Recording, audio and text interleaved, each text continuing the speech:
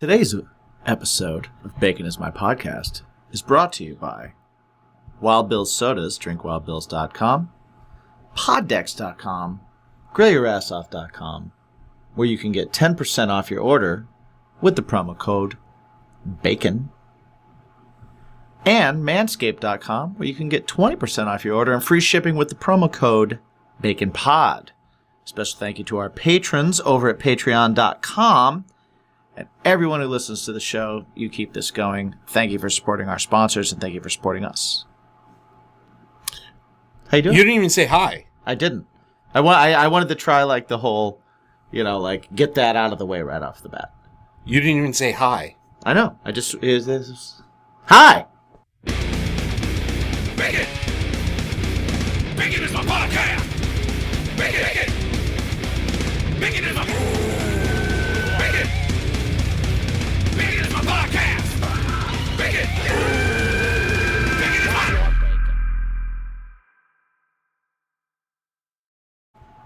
Hey, everybody. Welcome to Bacon is My Podcast. I just want to try something different, you know? You did. It was different. Yeah. It was there. Maybe it sucked. Let us know. Let them know it sucked.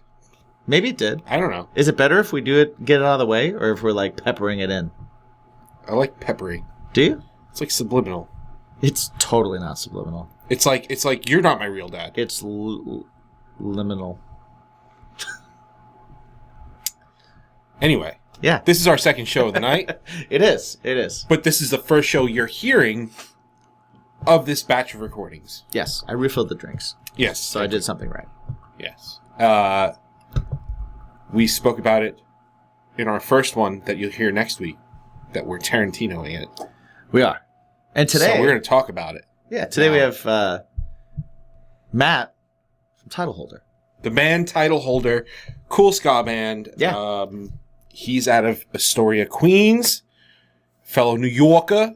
Have you ever listened to a ska song and not felt like happy? No. It just no. It just makes you feel happy. So Real Big Fish has like a couple of like bangers that just make you want to fucking. Yeah, but I want a happy mosh. No, not a couple of those songs. But yes, yeah. Overall, I'll have to re-listen to some of that to see. Yeah, it's been a while. It's actually been a while since I've listened to well, other than checking out Title Holder for this. Right. It's been a while since I listened to any ska. Yeah. Well, so our buddies Dino Skate Park. Right. Yeah. Mm-hmm. But yeah, I mean, well, it's funny we bring up Real Big Fish because that is kind of what his first exposure to ska was. I think it's kind of like all of us, his that foray. Less Than Jake. Yeah. Less Than Jake was mine. Yeah. And I still love Less Than Jake. They are 100%. So yeah, Title Holder, making moves. Yeah, like, man, dude is working. Yeah. He's a hustler and can't knock the hustle. Yeah. So yeah, enjoy this episode. We get along with him really well. Yeah, he's super fun. It's a lot of fun, and we're gonna probably taste some shit with him at some point. Yeah, we are bringing it back for a tasting because we do like food together, and we are cooks together. Mm-hmm. So yeah, that'll be part of it too. So you can hear about his dish. Mm-hmm. Yeah. So that episode starts now.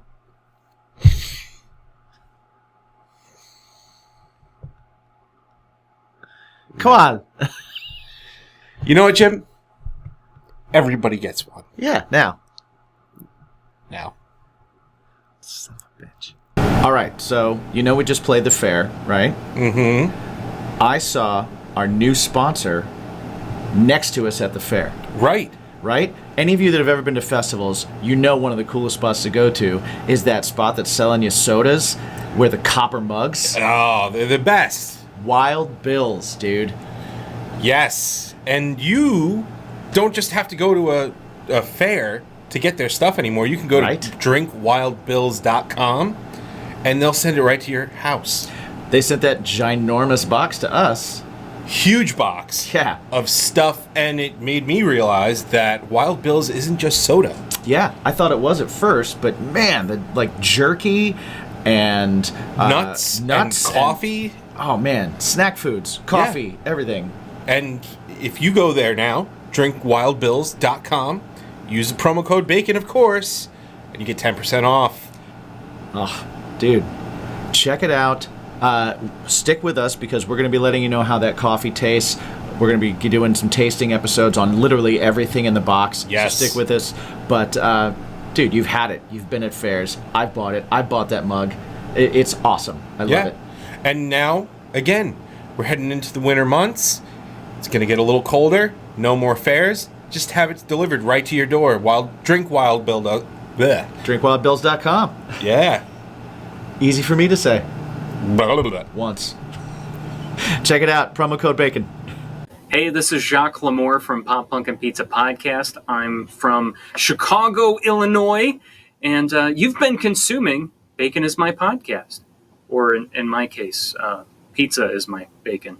Or bacon on my pizza, or something like that. But anyway, you've been listening to Bacon is My Podcast. Ahoy. Ahoy! I'm going to change it up a little bit. Wow, how nautical of you. Yeah. Some people call me a naughty dog. Oh, man. Ahoy, hoy. Did you have this ready? No. Actually, I had a coworker that had naughty dog as their vanity plate. But it was spelt naughty. N-A-U, yeah. Right. Yeah. K-N-O-T-T-E-Y. Nautical knot. Got the douche chills every time I walk past it. That's fantastic. Yeah. So that's what I was looking for here. Welcome to Bacon is My Podcast, where we give you douche chills. And we also give you interesting guests. Yeah, our naughty dog today. Hey, that's me. Is Matt from the band Title Holder. Dude, what's going on? That's me. How's it going? It's great to be here, Jimmy and Mike. Thank you so much for having me. Absolutely. Yeah, of course. Absolutely, What's cool is you actually approached us. It Yeah. doesn't happen that often. yeah. Well, like recently it has been. Yeah. But like you approached us, and funny enough, that very night, and I think I said this in the message back to you, Yeah. is we talked to Veronica that night. We recorded the episode with Veronica Yep. from Pop Punk Takeout and After Hours Review. Yeah. So we were talking to her about you. Yep. And she was like, "Oh, you got to get Title Holder on." And I was like, "Okay, cool." And then, like, literally the next day, you hit me up, and I was like, "Oh shit, Yeah. we were just talking about you last night." Like, Serendipity. fucking, let's talk. My ears were ringing, so I knew somebody was talking about me. Veronica's awesome. I love her. She's the freaking great. You know what it was? We thought about Title Holder, but he wasn't able to show up outside our house singing a song that we probably didn't want to hear. Yeah. Well, that's He unfortunate. instead was like, let's do a show. Let's do a podcast. Okay, that works. That makes sense now. Yeah. Hey, That's what they call it in the biz. Yeah. I'm a huge fan. You know, long time listener, first time caller. It's great to be here. Wow, look at that. Wow. Look at that. Liar. Cheers. I'm bullshit a bullshitter. Never shitter. Yeah, I'm the king of that. What I do love is the fact that you're doing ska, and ska, you either love it or hate it, I feel like. And from what I've heard, you're the reason why you started a ska band. It was kind of like one of those challenge accepted kind of things. Yeah, Because you've been in other bands before, you've been in metal bands and regular punk bands and whatever. But it started as a challenge accepted, and now here we are, 2020, 2021, 2022. Like, here I am. I'm going to start a ska band. Like, yeah, that's fucking badass. Like, Yeah, that's that is how do you set yourself apart from everything else being put out? It's like, I'm going to start a fucking ska band. Changing it up a little bit, Yeah, man, that's really cool. I really love that concept, like new ska. Now, as someone who has said that, like, you always would have had a ska band, but you just didn't know enough people that played horns. When you write, do you always kind of have like ideas for horn stuff in your head? Do you write kind of in that mode anyway? For the most part, yeah. Like a lot. Even today, I was just working on a song. A lot of times, what I'll end up doing is I've got like a little MIDI keyboard that I've just always got plugged in and ready to go in Logic with a horn section. So when I'm doing, my power chord thing, I'll put the guitar down and kind of think of a melody. And sometimes if I'm in a situation where I can't think of a lyric or like a vocal melody, I'll end up writing a horn line that sometimes will turn into what the vocal melody is. So it's like, I'm either going to write a song with the horns in mind, or I'm just kind of diddling around with it so that I can find a melody to fall into, and then we hit the studio and have the guys really do the thing. But yeah, I always have like something that I'm humming in my head, and it's just a matter of whether or not it makes sense, and real human beings can do it once it comes time to. Well, that's what a lot of people don't know, if you're listening, is Matt actually wrote all this material himself. He did get some help with producers. We'll get into that a little bit later. Mm-hmm. But Matt wrote and demoed all this stuff by himself, and then he enlists people to do it. Now that's an approach I tend to take a lot of times. Yeah. And I mean, how do you go about doing that? Because for me personally, I just kind of go, I just hear the song. Like I just hear it in my head, mm-hmm. and I need to get it out of me. So I go in front of my computer and I get it the fuck out of me. So this way it's not bothering me for the next 3 days before I can get back into the studio. Right. How is it for you? Like the process, how does that work? I mean, I've just kind of adopted the mentality and the mindset of every day when I wake up. For some weird reason, I'm a morning person. And so I'll get up and I'll grab a cup of coffee, and I try to sit in front of the computer every day, if not every other day, and just kind of hash out any ideas. And I've learned throughout doing that and really kind of holding true to that lifestyle for the past 2 years. Every day you come up with a new idea, and every day that today's idea is better than yesterday's. So I'll sit down and I'll start kind of working out something. I've got the whole setup here that I do in my apartment. And I try to just not get too attached to a particular song or a particular arrangement. You look at my hard drive or you look at the folders in my computer, and I mean, it's a demo graveyard of songs that no one will probably ever hear, but through, you know it. So, I mean, I try to push one out every day, as you do for other things.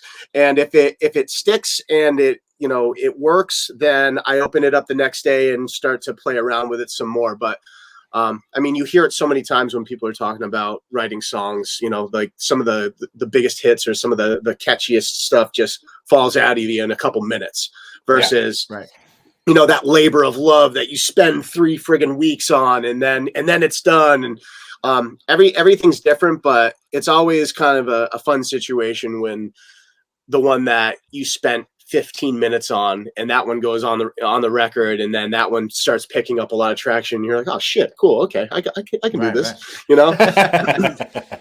Yeah, absolutely. So I brought up about how you were working with producers and stuff. One of the main guys that was Chris from Less Than Jake. He started a podcast. You heard his, he was like, hey, listen, I got time on my hands now, like, dude, crazy. Shoot some shit out to me, and I'll see if I can help. And that's really cool. What's the process like working with him? And has it been like a process that you've ever dealt with before? Being in other bands, working with other producers, that kind of stuff. How is he as compared to other people you've worked with? I mean, it was surreal the first couple times that we worked together. This is all through the pandemic, so we're doing virtual calls on Zoom. And I mean, the first time that we got on a call together, and we were talking about one of the songs that we were working on, I was just trying to like not be a cheeseball and not act like I was completely like shitting my pants and starstruck. So I'm like, oh, hey, what's up, man? Yeah. Hope everything's well with you. And I'm like texting my fiance, and I'm like, oh my God, this is crazy. And she's like, stop paying attention to me. So I've been working. I worked with him on 5 different songs, and I mean, it was a cool experience. We basically would look at my demos, and he would give me constructive criticism and critiques on things. And it wasn't anything that I hadn't done with different producers, but it was cool to work with somebody who I like looked up to in such a huge way. This is a guy that, when I was 15, I was listening to his CDs so much that they were getting ruined in the CD player. So, right. But it was a really, really fun experience, and I love doing it. And hopefully this year we might work on a couple more together now with tours and stuff starting to slowly come back. I don't know if it's going to happen, but there's a lot more songs in the works right now. Very cool. That's awesome. You've gotten like a lot of that that kind of happened to you from this, and it's like proof positive of like, if you don't ask, then the answer is definitely no. So you got to put it out there and everything. One thing I like, I totally get that, like trying not to feel starstruck and trying not to kind of lose yourself in the moment and like stay like, I'm cool, man. I'm here. I'm with you. Oh, yeah, dude. we can talk shop. We can do this. So many times. I need to know what it was like for you to have Matt from Streetlight be like, yeah, I'm going to be on your record. I'm going to play horns on your record. The other producer who I work with, his name's Nick Braziz. He's in a band called Man Overboard, and he's based out of a studio in South Jersey called the Gradwell House. So I've been working with him for a long time, and it came to the point where I was like, I texted him and I was like, hey, like I've got these songs and I've been working with Chris. I want to bring him to you, but I don't have a horn section. And so he goes, I'll hook you up with a couple guys. I'm going to send a couple feelers out. I'll hit you up tomorrow. And so he hits me up, and that he tells me, I'm gonna get you John from Keep Flying. I'm gonna get you Dave from Aaron West and the Roaring 20s. And I talked to Matt Stewart from Streetlight, and he said he's down. And he gave me all their contact info. And that was one where, I got Matt Stewart's number, and I'm like, do I call him or do I text him, or what should I do? Right. How does this work? Is he even gonna pick up? So I shot him a text, and he immediately, he's a guy that he wants to talk on the phone. So I shot him a text, and then all of a sudden it's like Matt Stewart is calling me, and I was like, oh. So I run into the phone down. Oh shit! Yeah, I'm like, babe, I'll be right back. And hey, what's up, man? How's it going? Like play it cool. Yeah. So I got a couple songs, and he's like, yeah, dude, they sound really cool. So it was surreal. It was another situation of just like, don't be a cheeseball in person, but sent him all the songs, and he was super cool. I remember he actually offered, he was like, I hear all these parts. Do you want me to like embellish anything? Do you want me to write anything on top of it? And I was like, dude, do whatever you want to do. Right. Yeah. I'm not going to tell you. Yeah. I was like my little vanilla trumpet line is nothing compared to what you could do with one in your hand. So I did something on these keys that I want you to kind of follow. Yeah. Right. But it was really cool. The experience was awesome. When we were in the studio, John, Dave, and Matt, all three of them, we would sit in the control room, and Nick would play back the demo horns, just soloed out. The guys would all sit there. They would listen to it. They would play it once. They would play it twice. And then they would all go into the live room together and tracked it all together. So and nothing was solo. They all sat there and worked out those parts simultaneously and played them all together as a section. It was so freaking That had to be so sick. Yeah. Just there's like actually a video. There. Yeah. There's a video on YouTube. We did like a behind the scenes video with the music from Animal on it. And it's just everybody, having fun and being silly in the studio. It was a lot of fun. Yeah, people go definitely check out that video. It's it's cool to watch because It's the process. You watch it and you're like, this is the the process, and this process. is how it happened. This is Right. cool. From like an outside music perspective, it's cool, and as a musician, it's really fucking cool because you're like, Yeah. this is magic. Like that's the true magic of what happens in the studio. Like, And also that was my first time going to the Gradwell house. Nick used to work out of a different studio called Lumberyard that was like 20 minutes down the road from this spot. So like going into this studio and being in this new environment and with a gigantic live room and you know all these different like little sectional rooms, you know, he's got like ISO rooms that break off from it, and then he's got his own little private suite that he'll do, you know, like different soloed items, you know, like guitar and bass we'll do downstairs, but then in the live room you do the drums and all the horns and stuff like that. So it was a lot of fun to like explore a new studio and just see what you could do there. You know, he's got an organ, a Rhodes, all the different key selections and auxiliary percussion shit. It was a lot of fun. Awesome. Don't go away. We'll be back right after these messages. So we got a new sponsor. yeah, sweet balls, bro. Thanks, buddy. I'm pretty sure you can guess by that conversation that our new sponsor is Manscaped. Yes, Manscaped, a company that I'm very familiar with. Me too. Few years now. I've been using their products, and I tell you what, my marbles have never been shinier. I actually got their lawnmower 3.0. Yes, Which it has skin safe technology, and they've just upgraded to the 4.0. And let me tell you, I love the 3.0, but the 4.0 is just so much better. It's got a light on it. Do I really need a light? Yes, you do. visual aids. Yeah, visual aids you are absolutely important do. sometimes, For sure. Sometimes in those crevices, that upper leg, inner crease. Yes, agreed. It's a tough spot. So the Perfect Package 4.0 contains the Lawnmower 4.0. Yes. But one of the things that I am a big fan of is the Crop Reviver, as yes. they call it. It is they call it the ball spray toner. Yes. So it's those marbles. what else is in the Perfect package as well is the ball deodorant. Yes, it's the crop preserver. It's an anti-chafing. So when you walk a lot, I don't know about you, but sometimes I get the chafing. I should probably lose weight, but instead I use this. I'm just a fan. I've always been a fan. I was super excited when you told me that we got the email from them saying that we could now offer a discount to our listeners. Yes. I thought that was super cool. So And men and women can use it too. absolutely. It's not just a man thing. So if you want, you can get 20% off. Yeah, your 20% order is now. a big deal. That's a big deal. Pretty awesome. Use the promo code BACONPOD. You get 20% off at manscaped.com. So go ahead to manscaped.com. Save yourself 20%. Yeah. Use the promo code Bacon Pod. and make your marbles clean 20% and off. shiny. Check it out, manscaped.com. Highly recommended and used by your boys here at Bacon Is My Podcast. Like I said, keep those marbles shiny. Whoop, whoop. Mm-hmm. Hey, it's Andy. And it's Dean from Nominee, and you've been consuming Bacon Is My Podcast. Yeah! Was the delivery too harsh? Should we do that again? Let's do it again. Right from the You top. want to do it again? You Right want to do it from the again? top. Do it again? Hi, my name's Andy.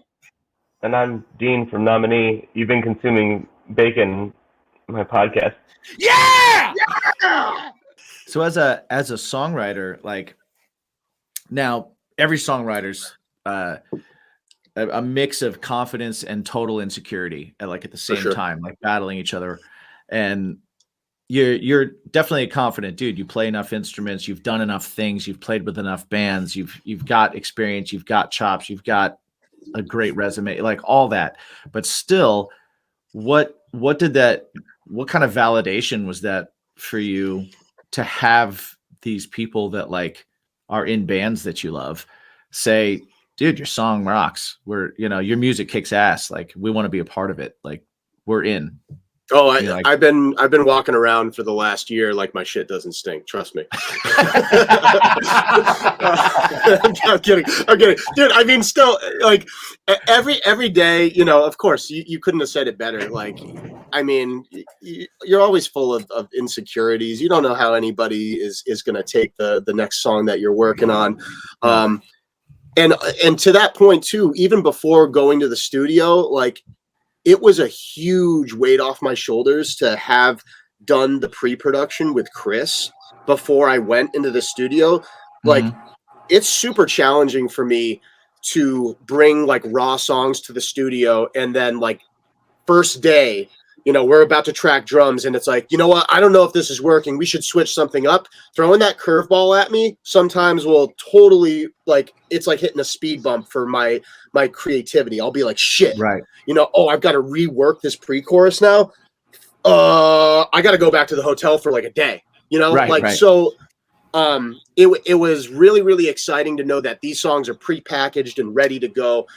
You know, we had everything demoed out, so we basically just loaded up my demo stem sessions into Pro Tools and then just went, all right, cool, let's hit the drums, and then, you know, let's lay down bass. Just building. Yeah. So I mean, that was, you know, that was a really good piece of the pie for me. And I mean, to the other side of that too is I've always wanted to have that moment in the studio where we just write a song off the cuff, but I've never done it yet.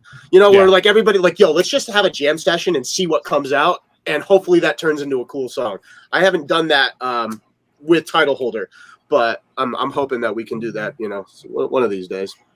Well, I mean, the Title Holder was you for a very long time, but now you finally got a band together. You guys had your first show New Year's Eve at Amityville Music Hall and stuff like that.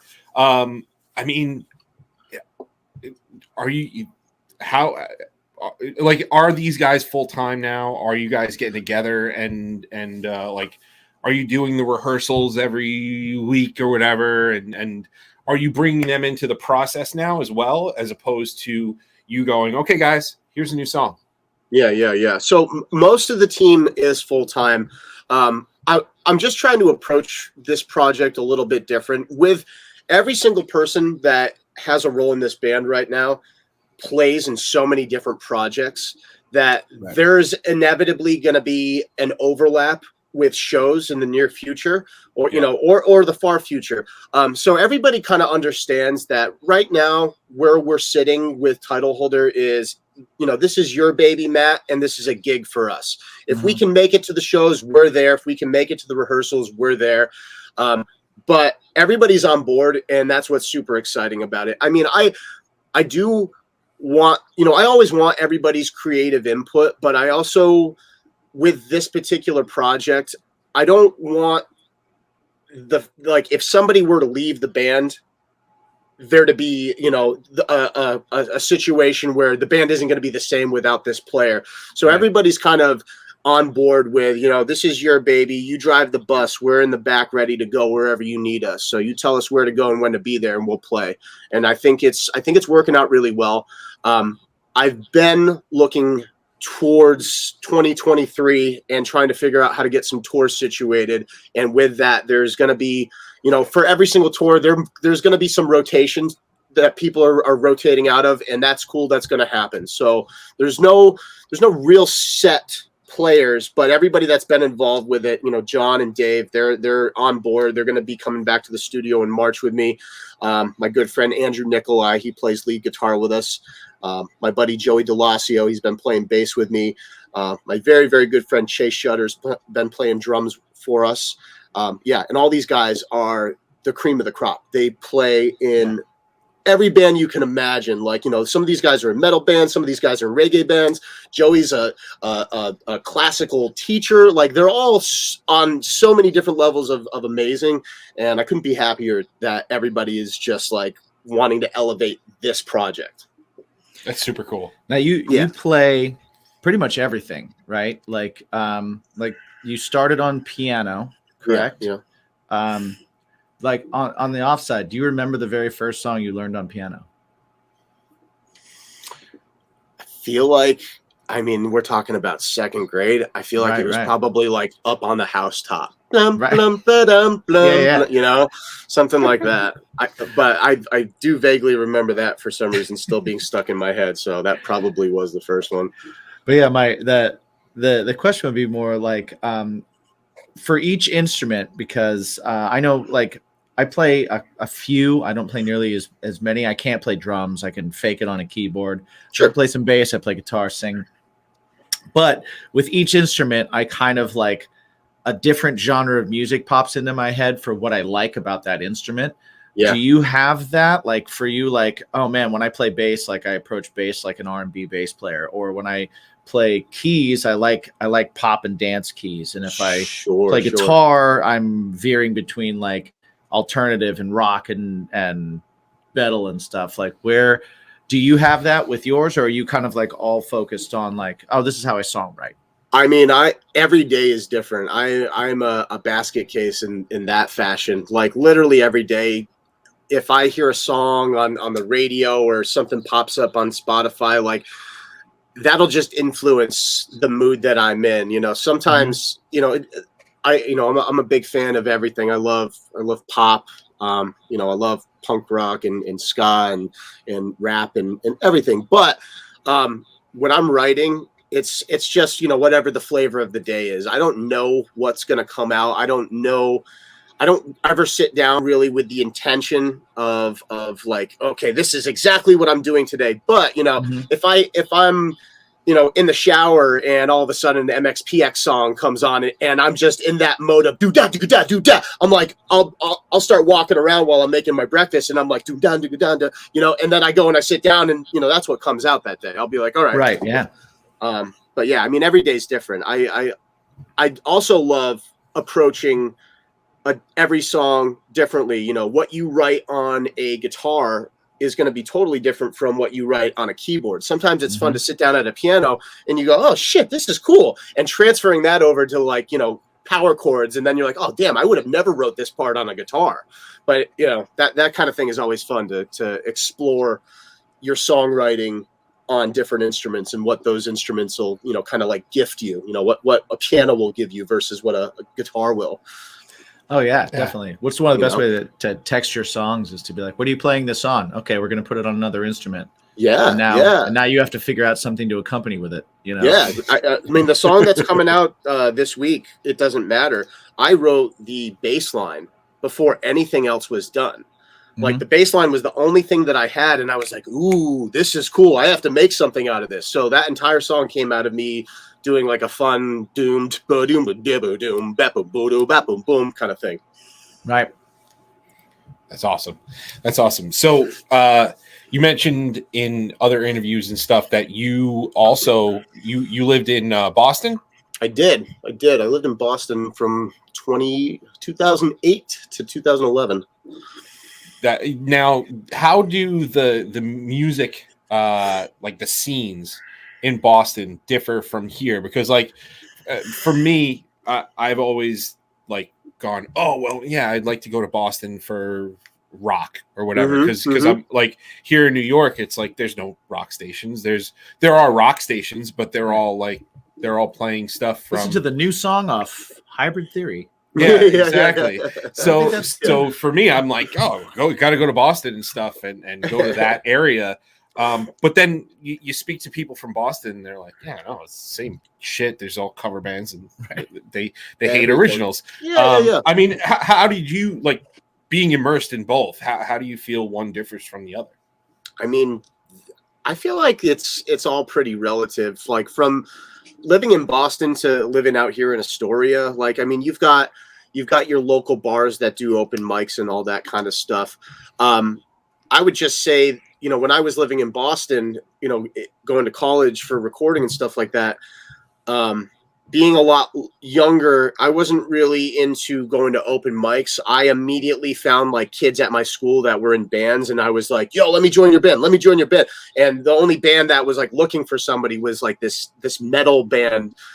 So I kind of just got like thrown into that scene. But Boston is great because it's so small. And there's like, you know, Thursday, every night of the week, there's something going on. So, you know, I mean, you can go down to the bar right now in Queens and listen to, you know, somebody playing covers or something like that. But I mean, if you're looking for it, you'll find it in any neighborhood. I also found that like if you go to places like Boston or even like where I grew up in Indiana and stuff, you'll find non-bar, non-club shows. You'll find VFW shows, and you'll find basement shows and house shows. You don't find that as much out here. Right. Well, something that I did find is that VFW shows are definitely making a comeback. I hope post pandemic, oh my because God, those I were hope the they do. best. Yeah. Those are the best shows to be on because and you know, a lot of people were like, "Oh, we can't drink and this and that." It's like, Yeah, but it everybody doesn't goes. matter. Like that's not what you're there for. You're not there Right. to drink. You're there to play in front of people who Right. came there to listen to music. Yeah, you can still drink in the parking lot. That's what we all do. Exactly. Well, Well, yes. everybody is tailgating. Yeah.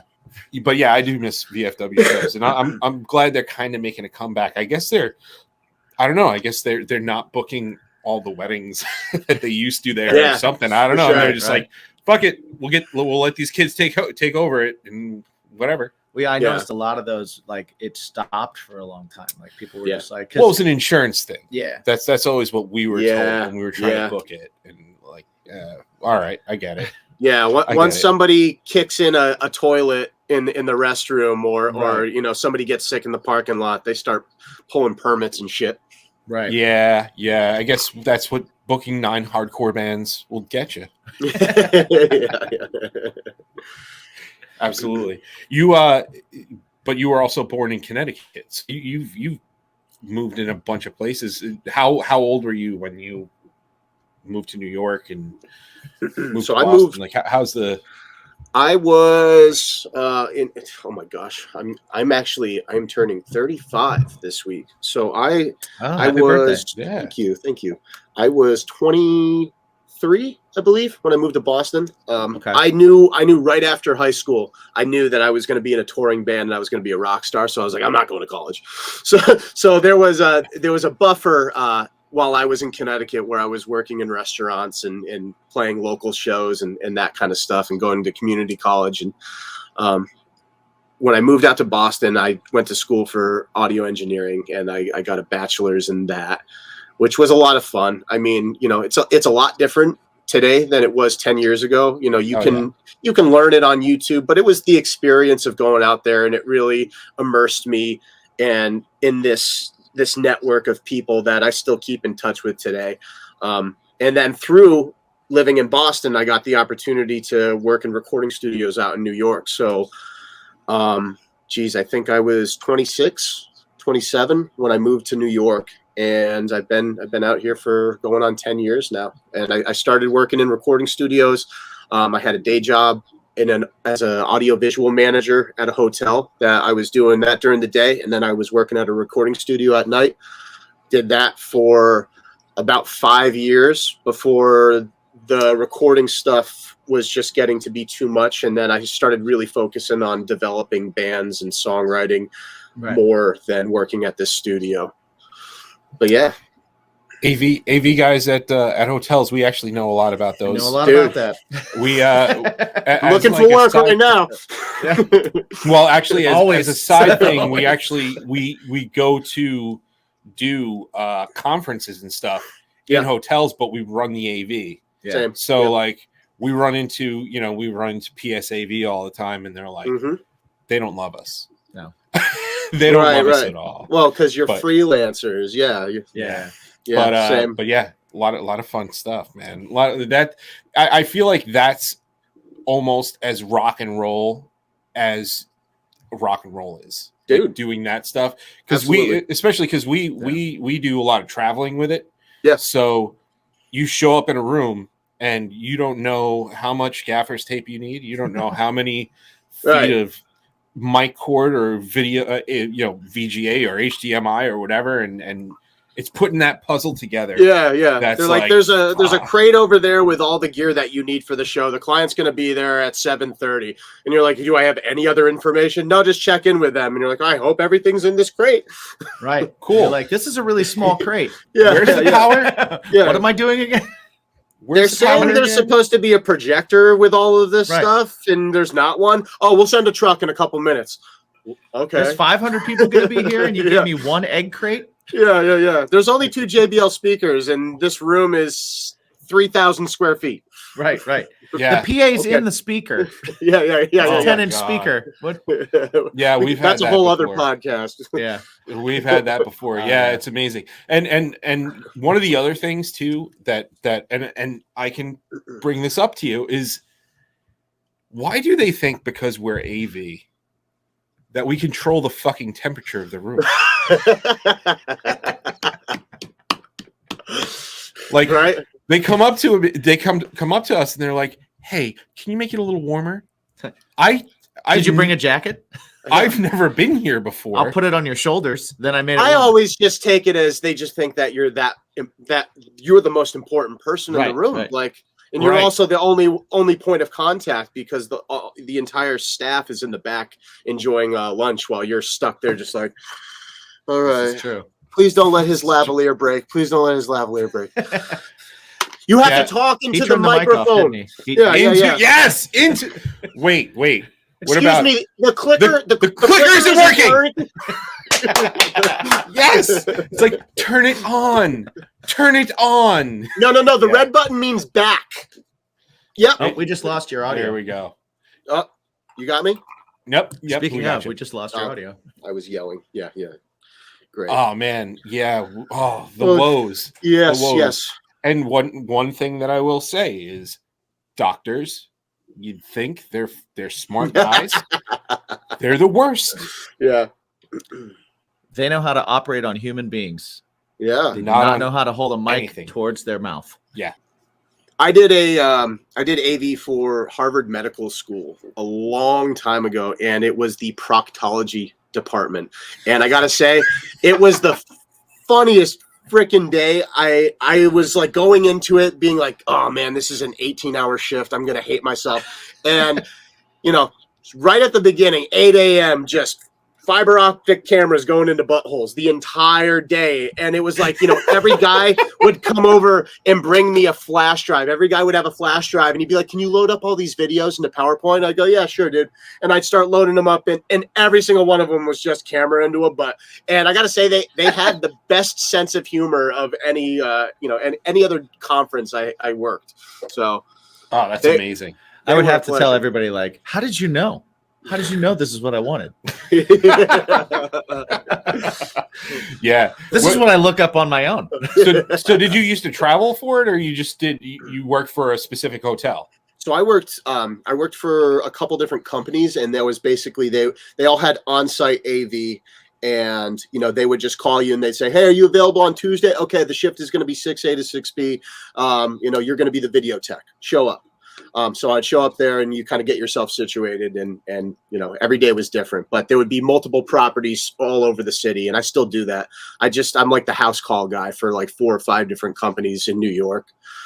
That's So awesome. Nice. sometimes it's a conference, usually weekends are like weddings and bar mitzvahs and stuff like that. But I do it all, just trying to get You back do live into it. event production too, right? Like, Yeah. AV, and then, what's the difference there between, like, Well, you're doing staging and stuff too? Yeah, Things? I did it all. With one company, I was on the management side, and with the companies I'm working with now, I'm on the technician side. So on the Okay. management side, it was more of just being like the show caller and the producer for the show. So I would touch base with the client, and we would go over their show flow. Okay, 8 p.m. we hit the stage for opening remarks. 8:30 we roll the first video. And I would be the guy on the headset that's like, all right, audio ready. Okay, he's hitting the stage. Open the mic. Just calling the show. Right. Whereas now I am just kind of like specifically a audio or a video or a lighting tech, depending on what they need that day. Commercial break. All right, Jimsy, you think grilling season is over? Almost, right? Or- No. No. Grilling season is never over because of Okay. a new sponsor of ours, Ooh, what is it? grillyourassoff.com. I love the name already. Yeah. It's a veteran-owned company that sells spices, barbecue sauces, cool swag, even cookbooks. Oh, you know what? You sent me a link to that. I checked it out. That was awesome. They had some cool recipes right on their site. That was pretty awesome. Yes, sir. Yes, sir. And that's for free. But now that they're a sponsor, they've decided that if you use the promo code BACON, you get 10% off your order. Dude, that's awesome. I'm Yeah. ready. I'm definitely ordering some spices. They had a couple that looked really killer. Yeah, and it's really, there's so many different selections that there's really a spice for everybody. The guys that are like heat heads, and even the people that just want something subtle, delicious, sweet, whatever it is, they've got something for everybody. Awesome. Did we order any? Did we have any coming? We've got some coming. Nice. And we're going to do some tasting episodes over on the Patreon. Awesome. So with stick a little bit around. of grill your ass off stuff. Stick around, everyone, because once we get those in, we're going to taste them, we're going to go through them, and then we're going to let you know what we think and maybe give you some choices that we would kind of go for. So once again, head over to grillyourassoff.com, use that promo code BACON, and get 10% off. Sweet. Hey, I'm Dave Caggiano, record producer, songwriter, mix engineer, also of Bean Pies, Bagels, and Cannolis. You've been consuming Bacon Is My Podcast with these two guys, Jimmy Garavac and Mike Wayman. He's so good. Yeah.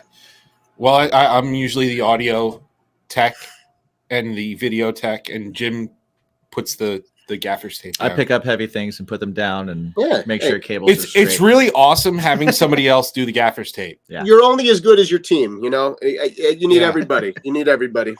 Because the gaffer's tape is the worst job. You got to get that nice 2-inch tape, though, so you don't have to. Yeah. put Oh, eight- yeah. As soon as you get the rhythm down, you're good. I could tape a whole room. It's I mean, taking gaffer's tape 5 apart minutes. 5 minutes is the worst. The big ones, the big rolls. Yeah. And of course, Gotta get I got a few little- of those. kicking Not the around. little ones. Not the Oh little my one. I did not steal these on a job site. Why not? Gaffer's tape is so expensive. It's stupid.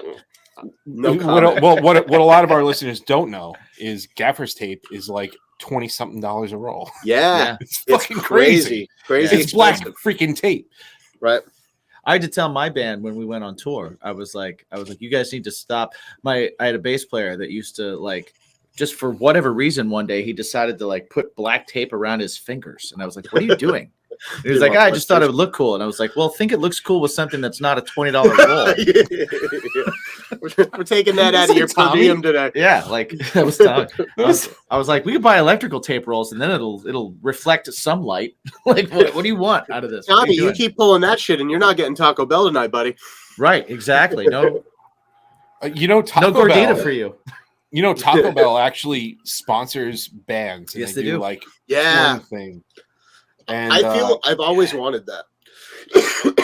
what is it Right? called? They're Feed the beat. Feed the Yeah. beat. Yeah, they're the perfect sponsor for bands. When you go on tour, feed the beat. We'll if they ask for references, we got you. yes. Oh my goodness! But just share some. What's Yeah.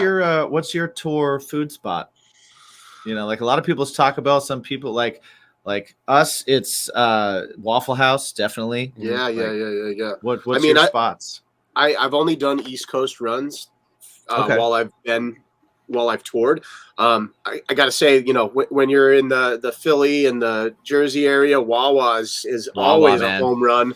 That's my jam. Dude, I mean, it's always such a treat when you see that sign. It's like, when you're little and you see Disneyland, you're like, oh, let's go. Yeah. We could stop. I had $4. Okay. Yeah. I mean, I love Taco Bell. Anytime I get a couple drinks in me, I'm like, babe, can we go to Taco Bell? And she's like, you ate it yesterday. And I'm like, I know.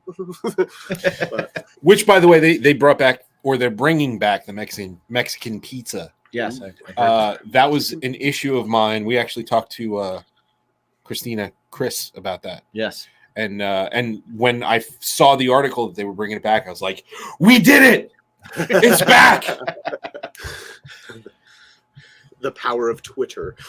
Yeah. For us, it was always Taco Bell, but then always Waffle House. We saw Waffle House. It's like, even if you recently ate, you're like, I don't know when the next one's coming. We got to go to Waffle House. Yeah. Yeah. I do feel like you do need to have a little bit of you got to be mentally prepared a little bit for Waffle House. How are you not? I'm You're not prepared mentally right prepared for- now. Yeah. I You feel walked like me in a Waffle know, House. I'm prepared on the way in. I know that life is going to suck like 12 hours later, just for a little while. Oh, No boy. more than Taco Bell. Yeah. Oh, Now, man. see, you know what? Taco Bell for me, if I do it in moderation, I'm okay. I have a problem with moderation. Yeah, I don't do What's your- moderation very well. What's your Taco Bell go-to? All right. Like, I'll what's tell the you. thing? So it's chicken quesadilla, cheesy gordita crunch, soft taco, Baja Blast. Ooh, Wow. nice order. I'm I ready like for it right now. I'm thinking Solid. about it. You know, chicken quesadilla is definitely on mine too. I do chicken quesadilla. I don't do the quesadillas because I got that Chipotle sauce. Mm-hmm. Yeah, and I put it on my. They sell it. Oh yeah, they sell it on Amazon, and I bought crack. it. So we make cheesy gordita crunch. That's we've become best friends now because I could do those all day long. I love that sauce. I actually after a show, that's like my treat to myself is I'm getting Taco Bell. If I play a show, I get Taco Bell after the show. Right, and my fiance's mom for Christmas, she got me a Taco Bell gift card. And I was like, I fucking love you. That's amazing. See, right back to our gift cards question. That's a great gift. Yes. Jean Marie, thank you so much. Love you. That is awesome. Yeah, I like the Crunch Wrap. Yeah. I'm a fan of the Crunch Wrap. The Crunch Wrap is legit. Yeah, I don't know. I'm gonna probably do more Mexican pizza than Crunch Wrap. Right. But it's fun to make a Crunch Wrap. You see like the TikTok videos of people that put them together. I enjoy going a little wild in the kitchen and putting my own shit into stuff. After these messages, we'll be right back. What's going on, guys? Thank you so much for joining us. We really do appreciate it. And before we get into this week, if one episode just isn't enough for you and you need a little bit more Bacon is My Podcast, head on over to patreon.com/Bacon is My Podcast. Over there, you will get access to monthly live streams, discounts on merch, early and commercial-free access to Bacon is My Podcast episodes. Some of them are even extended surprise giveaways, additional shows, including Tasting is My Passion, and, of course, Cooking with Bacon is My Passion. And, oh yeah, you get a crap ton of music. That's right, all of Jimmy and Mike's bands, previous, current, whatever it is, you will get access to that music, demos, and much, much more. Just head on over to patreon.com/Bacon is My Podcast and learn what the hoopla is all about. This is Skaggs from Outline and Color, and you're consuming Bacon is My Podcast. Everybody that cooks anything has at least one dish that's like their dish. Like if you're going to cook for somebody, you're like, oh man, I got you. I'm making this. Yeah. Like, do you have one of those? What's yours? Well, I mean, I'm a big cooker. I enjoy chefing it up in the kitchen. That's like part of me and my fiance's life together, especially with COVID, is like, that's a part of the day, multiple times a day, is just cooking together. And I like it. Let's get into this. Yeah. So, I mean, dude, you can't go wrong with a good chicken parm. For about a year, like when the pandemic first started, we switched to eating keto. So we were trying to eat low carb. So we were looking at different ways that you could like make chicken parm without breadcrumbs. You can use like pork rinds and crush them up and stuff.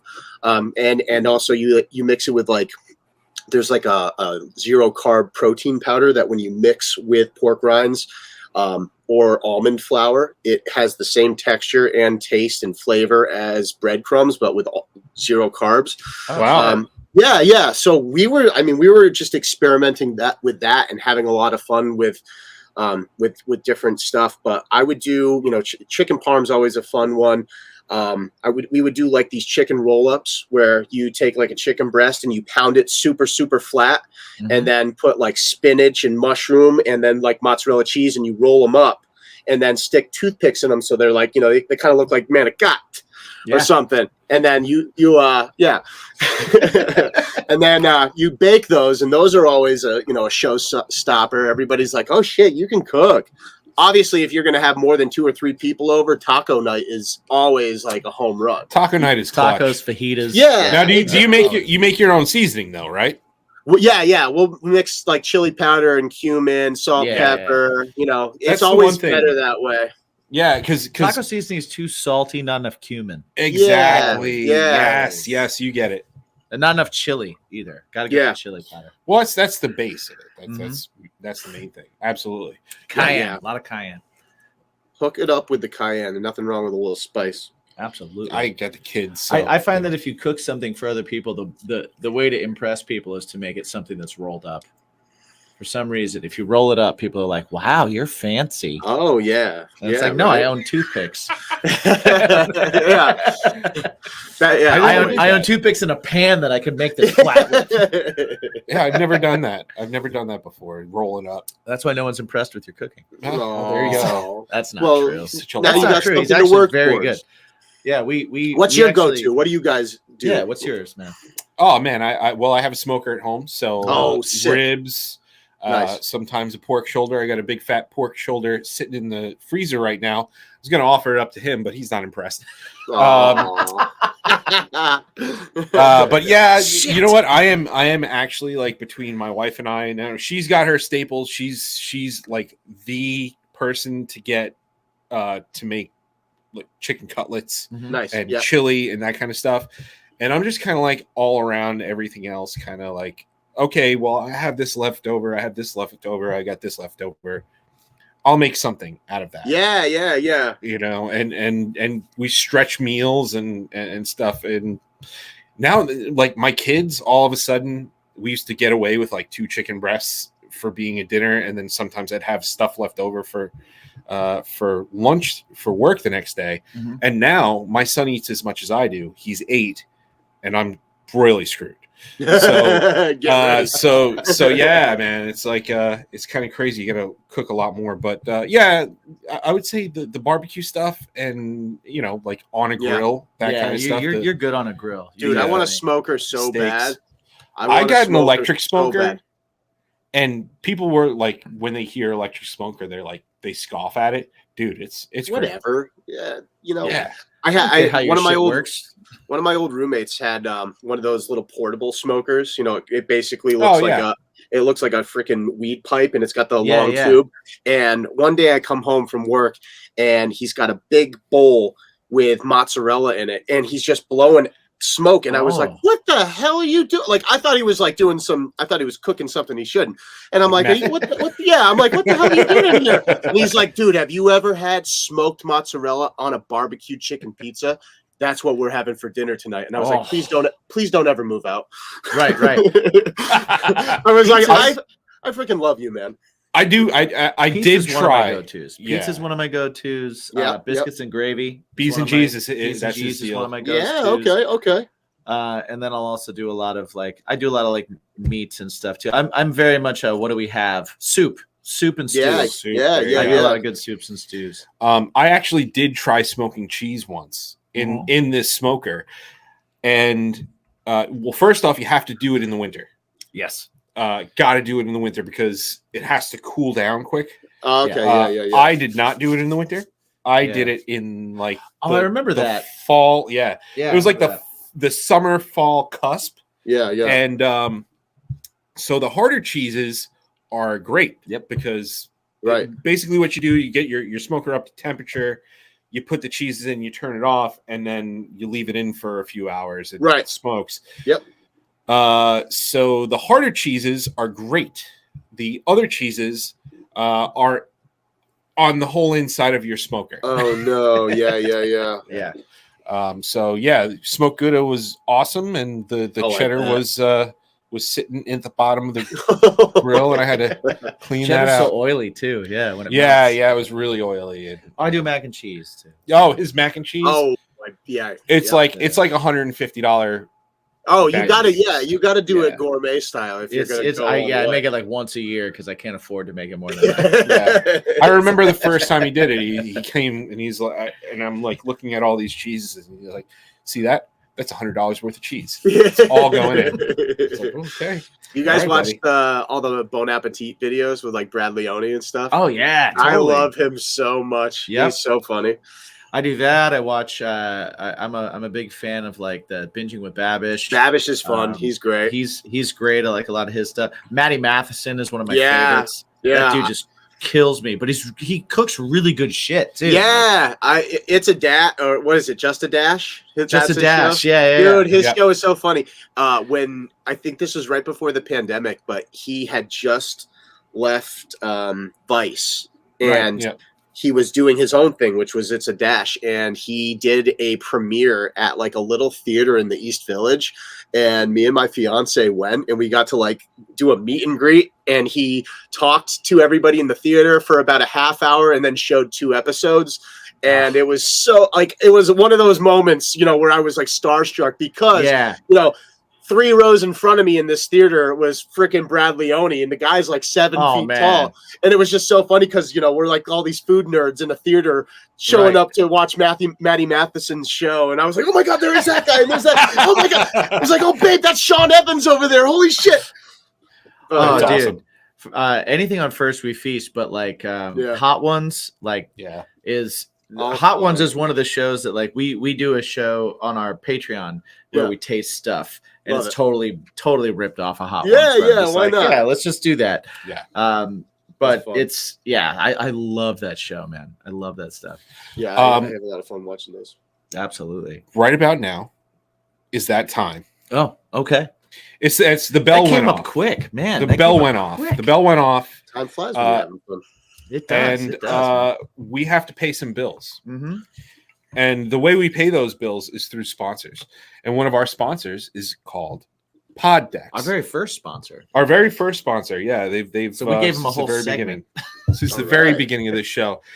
So what they are is it's a company that good. Thanks. It's a company that actually creates these decks, and they've got 50 cards in each deck. They ask questions on each card.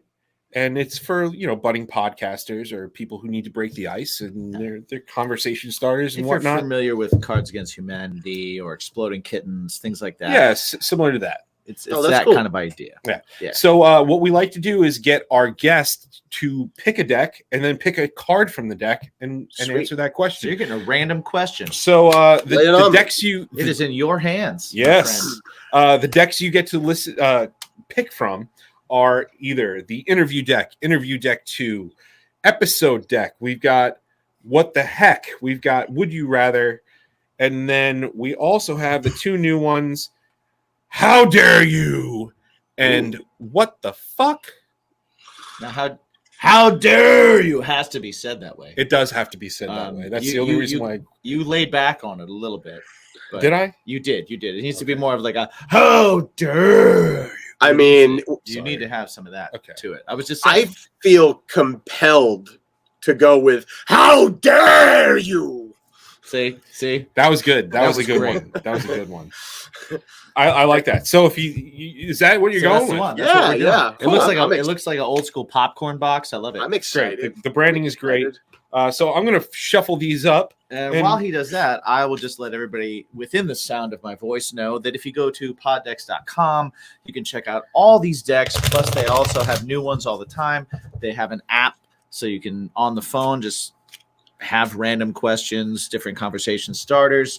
They have swag. They have cool shirts and stuff, and they're the soft shirts. They're not like the crunchy, shitty. I bought it in nipple grinding ones. Yeah. Crunchy band shirts like you get like in the parking lot from somebody that sells it to you for $12. Like that one. It's not that. It's a nice shirt. It's nice. It's soft. It's good for the nipples.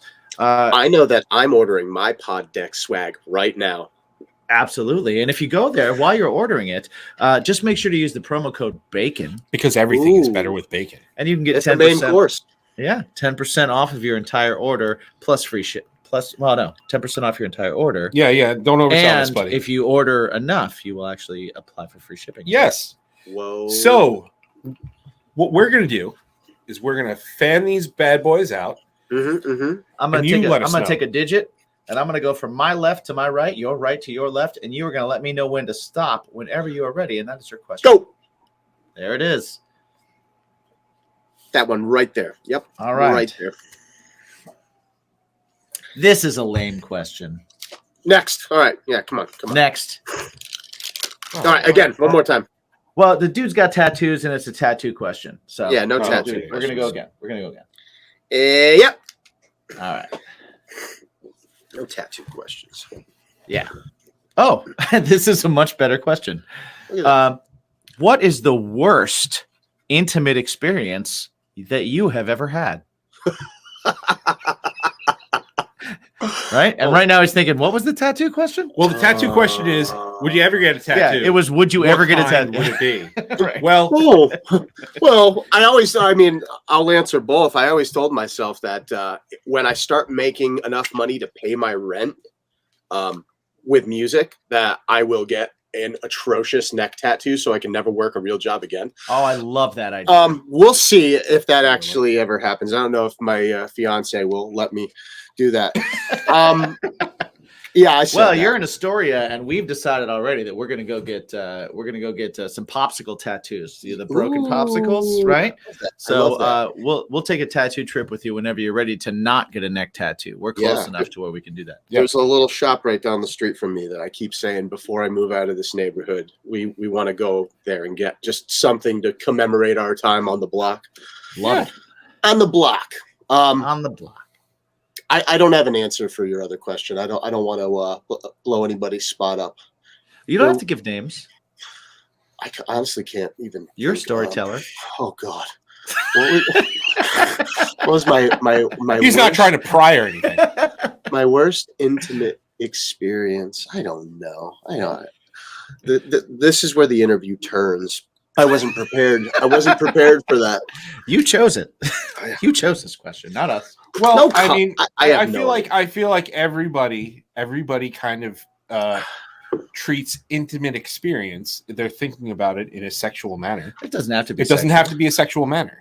Oh, okay. It could be my head was in you. the gutter.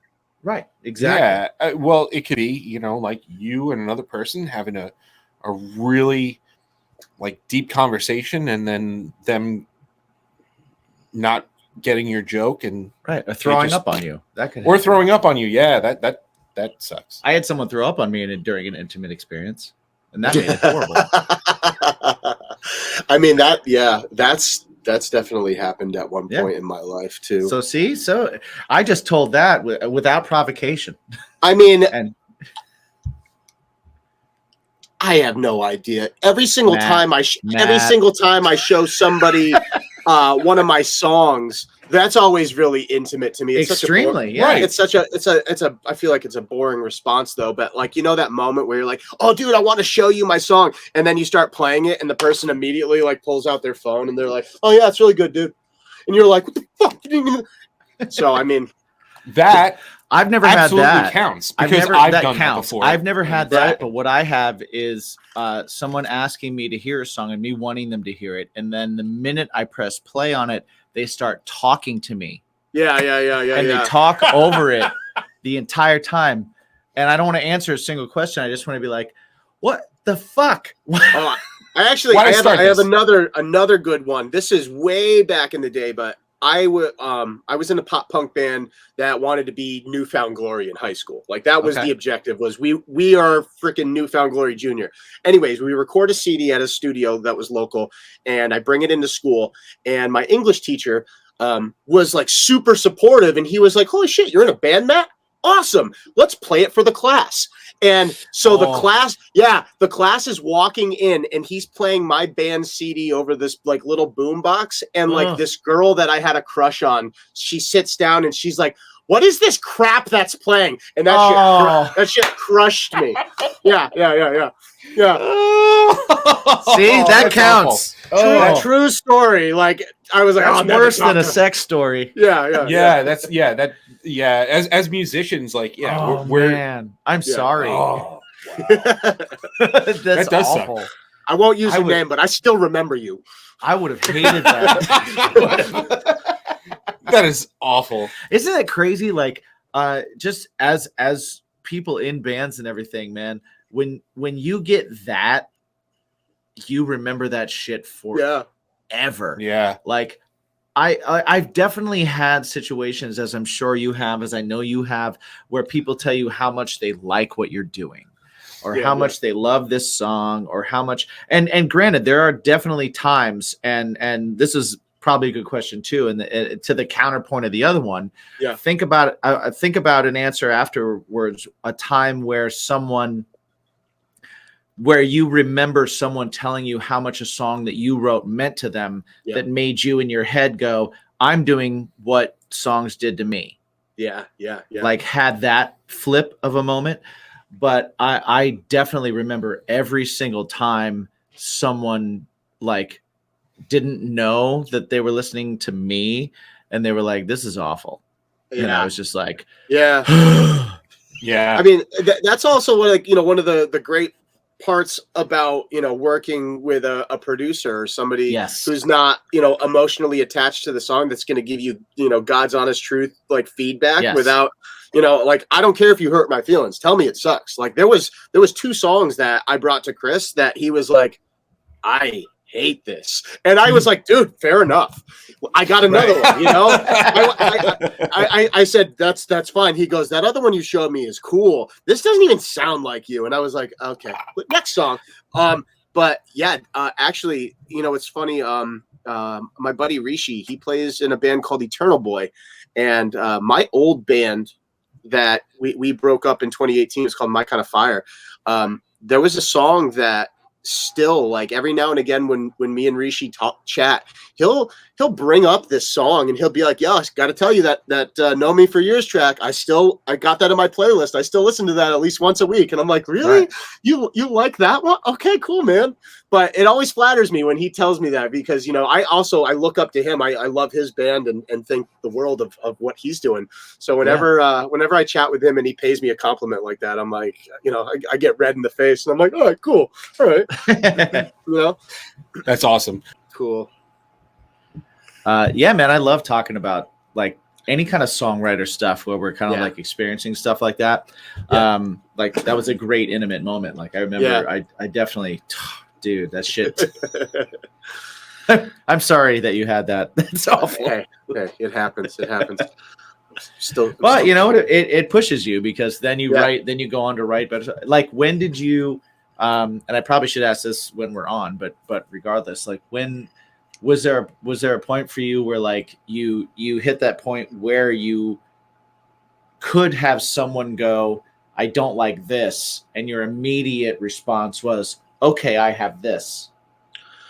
I mean, it wasn't until, when I was working with Nick, with previous bands, I had like demos that I did in GarageBand that I would bring him. And when the thing that was different back then was I would show up to the studio with no real game plan. I would say, I'm coming on Thursday and I've got 7 demos, and Thursday he would listen to them and he'd be like, this one's good, this one's not, and it was that day that we would figure out which songs were actually going to be.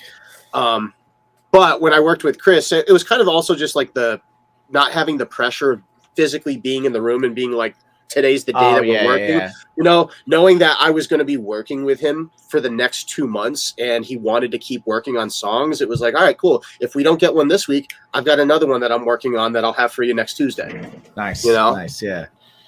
So that definitely helps. Yeah. I like to think that I work good under pressure, but in those kind of situations, when a curveball gets thrown at me, like sometimes I like fold. I kind of recoil and I'm like, I got to come back to it. I don't know. I had situations in the studio where I wasn't prepared, and it was a moment where I was like, fuck, I can't like ever go back to the studio like that again. You know? Right. So I've always tried to go ahead. Well, that's still working good under pressure, because that just makes you go, okay, here's how I have to prep for coming in the next time. Yeah.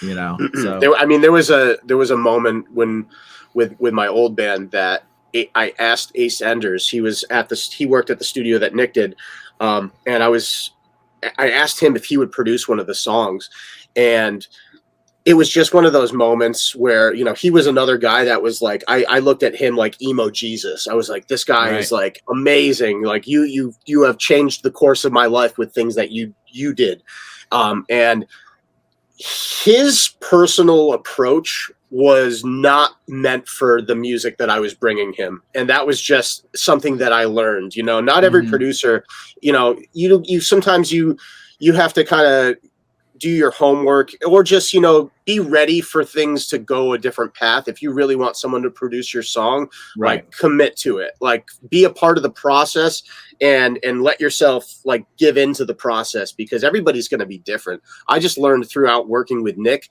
that our visions on where a song should go aligned a lot more than other producers. Gotcha. I thought Ace was like, I know that this is going to be the greatest decision ever. And one of the songs that we worked on was a song that I actually never released because I was like, this is not even my song anymore. This is the Early November with my vocals, which was cool. Right. And I ended up releasing it a lot later, but. Well, yeah, it's anytime you're working with somebody else, you're allowing somebody else's ingredients into your for sure. Pie, that's a great way to put it. I mean? Yeah. And so it's like, depending on how many of those ingredients go into it, you're going to get a different result coming out. And sometimes it's not even going to resemble what you thought you were going to do at the beginning. Yeah. But it could still be great. It could be exactly wrong for what you're trying to release. Right. But it could still be great. Yeah. And it's like, okay, so this is for something else later. Yeah, for sure. I mean, a couple of my friends, they listen to that song still, and they'll be like, "Oh, that song's a banger." And I'm like, "Yeah, I would never be able." Like the reason why I shut it down so quick was he was really pushing me in the vocal booth to like sing this song on a different level. And I like after that day in the studio, I was like, "There's no fucking way I'll ever be able to play this song live and sing it in key the way that I did that on the record." And that was like a reason why I didn't want to ever release it. Like I released it when the band broke up. I put it out as a, hey, we worked on this and now the band's over. Goodbye, everybody, you know? But put this in your headphones and remember. Yeah. Enjoy, because I will never play it live. And if I do, it's going to be in a different key. Yeah. I'm going to talk it. It's going to be spoken word. Right.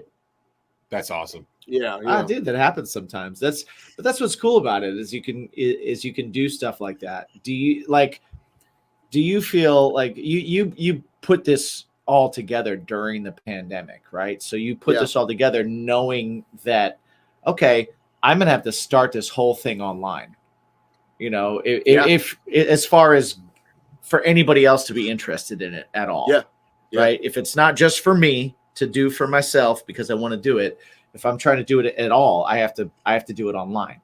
Yeah. And you guys did it with videos, and you even directed the videos, and which we went crazy with them. Like cool videos, by the way. Also, thank you, Mr. Sean Ageman, Washed Up Media. He did 2 of the videos. He did Animal, and he did Hanging by a Thread. And for Empty Apartment and Signs, actually, my fiance and I, we self-produced those at home and did them ourselves. Nice. It's awesome. But yeah, all cool videos too, and all very visually really represented the songs as well too. Like I really liked Hanging by a Thread just because I love the whole ghost hunter. Yeah, I was watching Insidious, and I was like, dude, these 2 Ghost Hunter guys are hilarious. How funny would it be to like do a play off of that? They already look like they're in a ska band in those outfits. Like, right. And you're like, I texted the rest of the yeah. I just texted the rest of the band, and I was like, I need all you guys to go on H&M's website and buy this $14 white shirt. I'll bring everything else. Right. And everybody showed up, and it was a blast. But dude, it's a cool video. I love that there's a handbook for the recently deceased in it. A little Beetlejuice happening, which is great. Yeah. But I wanted to give a couple nods to Beetlejuice from my fiance's cousin, Jack Kershaw. He works for effects company. They do stuff for NBC, CBS, anything on CSI where you see a gunshot and blood. Him and his company are the people that set all those like squibs up and stuff. Oh, nice. And so I was at a bar over the summer with him, and we're having a drink and shooting the shit. And I looked at him and I was like, Jack, all right, hear me out. How hard would it be for me to get my neck bit out by a demon and have like Tarantino style blood just go everywhere? I was gonna say that wasn't a squib. That was yeah. And he looks at me and he goes, just tell me when and where you need it, dude. And that was it. So he showed up. Awesome. Yeah, he showed up with a freaking pressurized tank filled with blood and all the hose and everything. And actually, in a couple of days, it'll probably be out when this airs. We're releasing a behind the scenes of everything that we did for that video. So that's going to be out. Yeah. Cool. Now I can't wait. I'm finishing the editing of that one right now as we speak. Nice. Everybody that's watching, definitely go check out that video for Hanging Out. Yeah, it's going to be a blast. It's a fun video. and yeah, there's definitely so much blood. Yeah. So much blood. That's amazing. That's I'm awesome. trying to figure out how to top that one now, and I'm like, shit, I can't. Well, now I you can't have to go spray like, people. yeah, now you have to go no blood at all. You Yeah, have to go yeah. completely in the completely other direction. Just me sitting on a stool with a white Performance background. video. Right. It's Think Alanis Morissette. you got to be Head like over dashboard feet. confessional video now. It's Yeah, just yeah, you, Really, maybe in a into this. pew. Yeah. Forgive me, Father, for I have sinned. Right. Yeah. Exactly. Just a time lapse of you being fed hosts.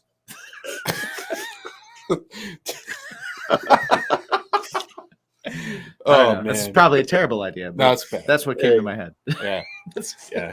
Well, we've been hanging for a while, and we do have to wrap this up. But Yeah. before we do, We could talk for a long time. Sure could. yeah. So you, just so you know, the door's always open. We're here on Sundays recording, so the door's open for you to come hang out if you finally have a tour planned. If this ever fucking stops, just come stop by, have a I drink. would love and to. tell everybody. Yeah, we're a quick drive from you, so Yeah, we're come basically neighbors. come do a tasting with us for the. Oh, yeah, Patreon. we can do a tasting, we'll too. eat some, we'll eat Oh, that some would be weird so shit. much fun. I am Yeah. so down. Oh yeah. Cool. Oh, Yeah. Cool. So before we do that, please tell everybody where they can find all things Title Holder. Title Holder is everywhere that you can see, listen, everything. Instagram, Title Holder Music, Twitter, Title Holder Band, TikTok, Title Holder Music, YouTube, everything. New song that is out February 2nd. It's called It Doesn't Matter. It's a really, really fun, real upbeat ska number. You can see Title Holder playing at This Is Not Croydon Fest. That is April 23rd, so a little ways away, but Awesome. it's going to be a really, really, really cool festival. It's at a place called Broken Goblet Brewing Co. It's just outside of Philadelphia. It's about 15, 20 minutes outside of the city.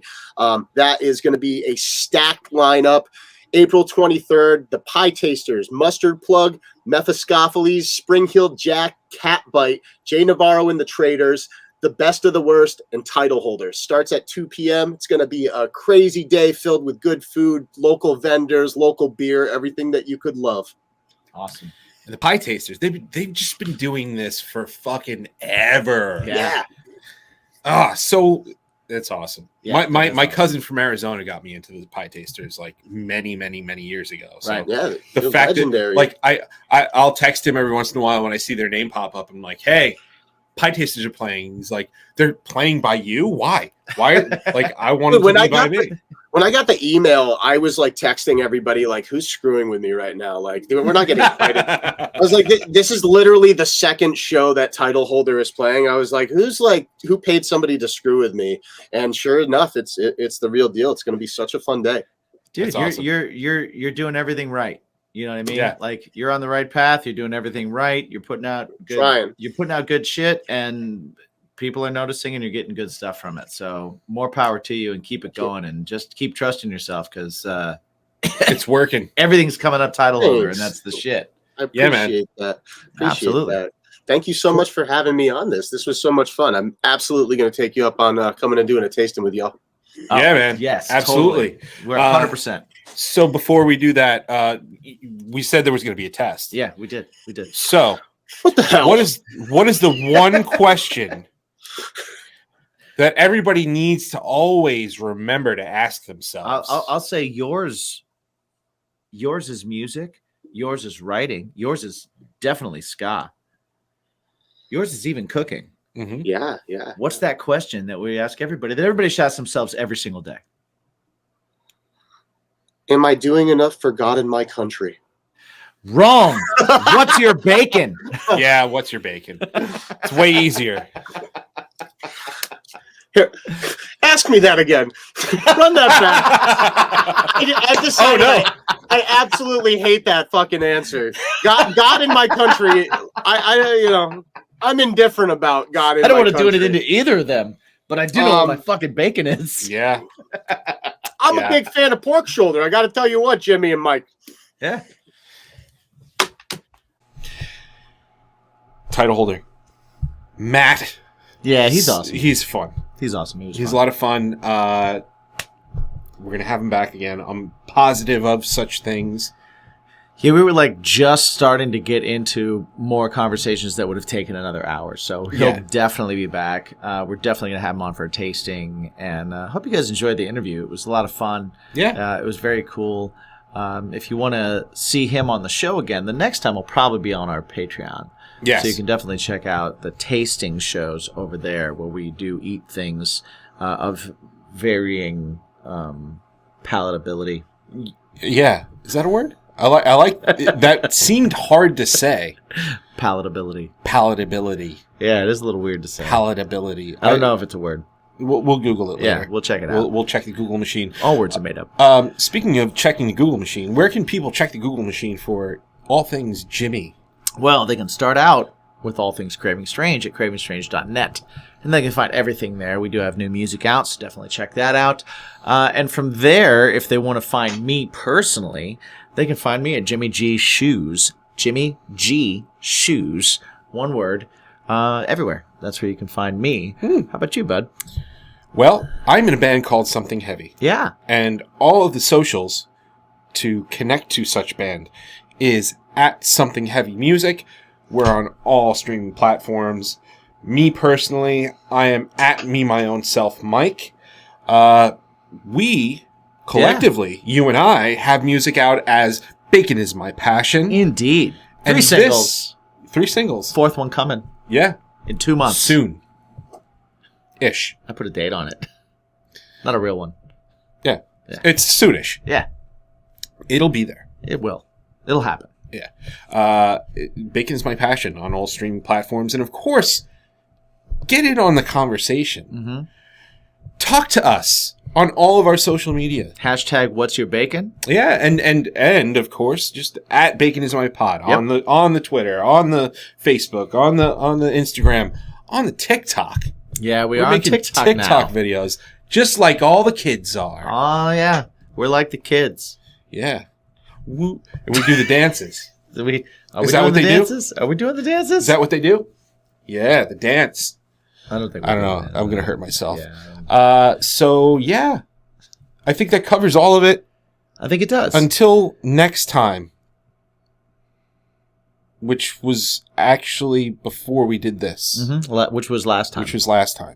But can also be next time. It could also be next time. Because it's a time in the future that has happened in the past, but is now in the present that you're listening to. Right. So look to the past while you're listening to the present and plan for the future with the question. What's your bacon? What's your bacon? You love your weekly dose of Bacon Is My Podcast, but you need even more bacon.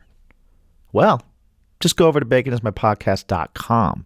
You can engage even more with us over there. It's a pathway to our music, extra content, our social media pages. Most importantly, grab yourself some pretty sweet swag and put it all over your body parts. Again, that's baconismypodcast.com. Listen to some tunes, pick up some merch, and tell us, what's your bacon?